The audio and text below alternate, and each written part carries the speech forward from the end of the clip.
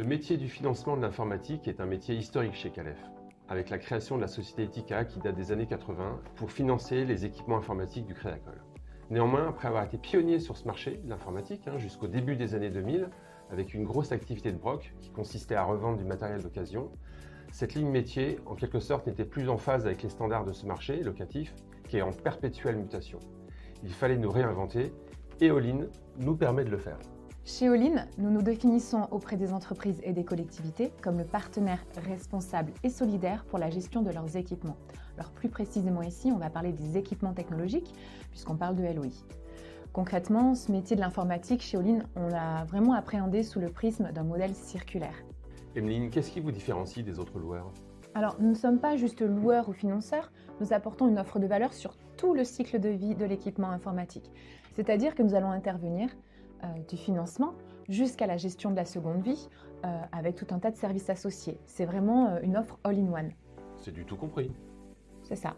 Et cette notion de partenaire responsable et solidaire, comment elle s'incarne véritablement chez All-in et chez Calef? Alors, notre approche, au-delà d'être économique, puisque nous sommes sur du coût à l'usage, elle a un double impact pour nos clients, environnemental et sociétal.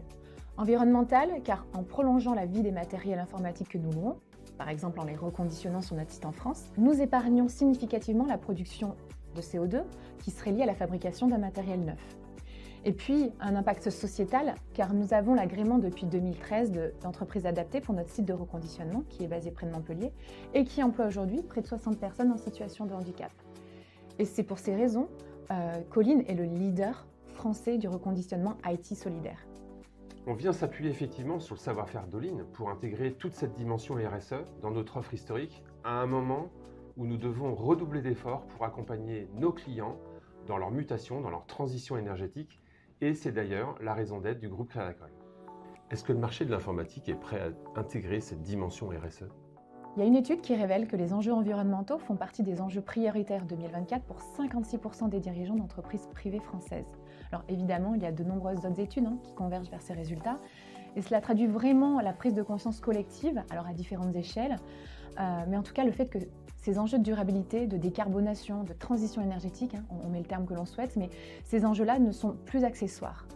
Et finalement, on pourrait se le dire, les entreprises qui seront successful dans 10 ans, 15 ans, 20 ans, ce seront celles qui auront relevé le défi de la décarbonation et qui se seront préoccupées de ces questions à temps, c'est-à-dire aujourd'hui, en intégrant dans leur métier cette notion de durabilité. Quand on sait que 73% de l'empreinte carbone d'un PC portable, qui représente à peu près 1,5 tonnes d'eau consommée, est émise durant sa fabrication, il est très clair que l'IT représente un levier clé dans l'urgence environnementale et qu'il est de notre devoir d'accompagner les entreprises et les éclairer dans cette transformation qui est très loin d'être évidente. D'ici 2027, 25% des DSI auront une rémunération liée à leur impact en matière de technologie durable.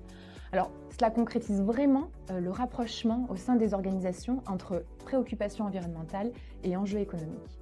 Et tu as raison, Emeline, on peut très bien faire concilier les enjeux environnementaux et les bénéfices économiques pour les clients, en faisant bénéficier aux clients d'une solution simple et personnalisable, adaptée à ses besoins, tant dans son contenu, le financement, les services, le remarketing, que dans son positionnement tarifaire, avec des loyers qui seront adaptés en fonction des valeurs résiduelles qui seront pratiquées.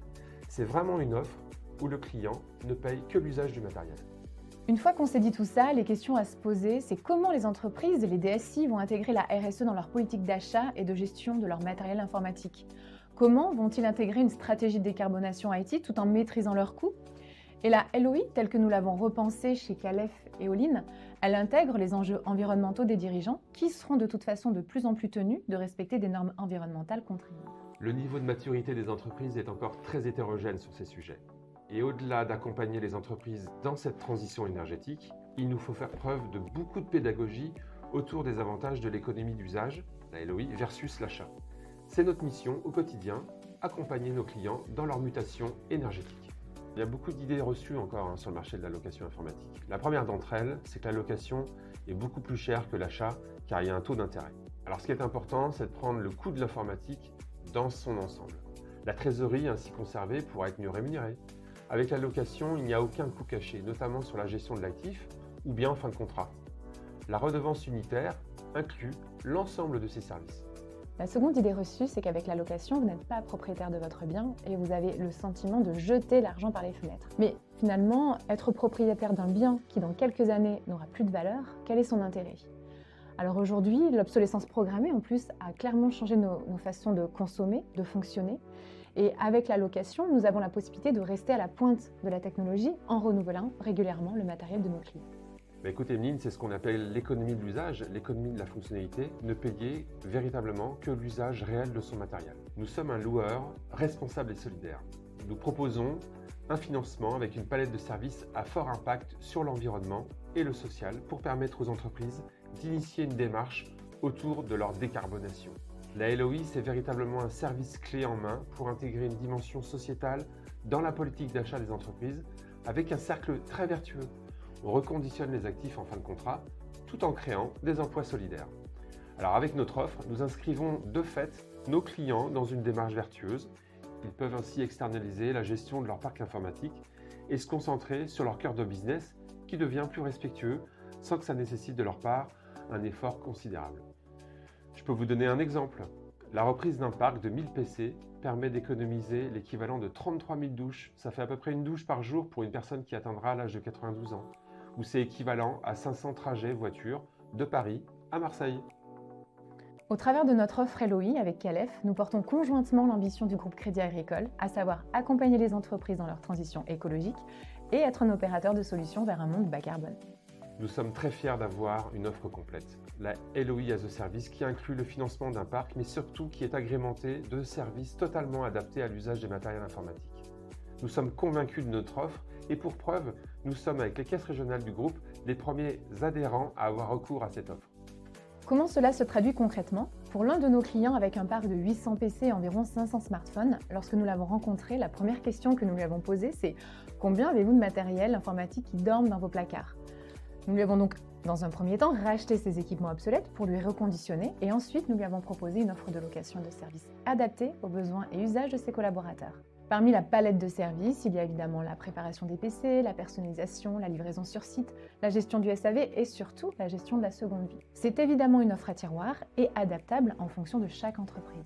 Alors en conclusion, on peut dire que la LOI as a Service, c'est 4 points clés. Le premier d'entre eux, c'est le paiement à l'usage. Le second, c'est une offre qui est tout compris. C'est inscrire de fait nos clients dans une démarche sociétale et environnementale avec un acteur Made in France. Et c'est surtout avoir un interlocuteur unique pour gérer tout le cycle de vie de leurs équipements informatiques.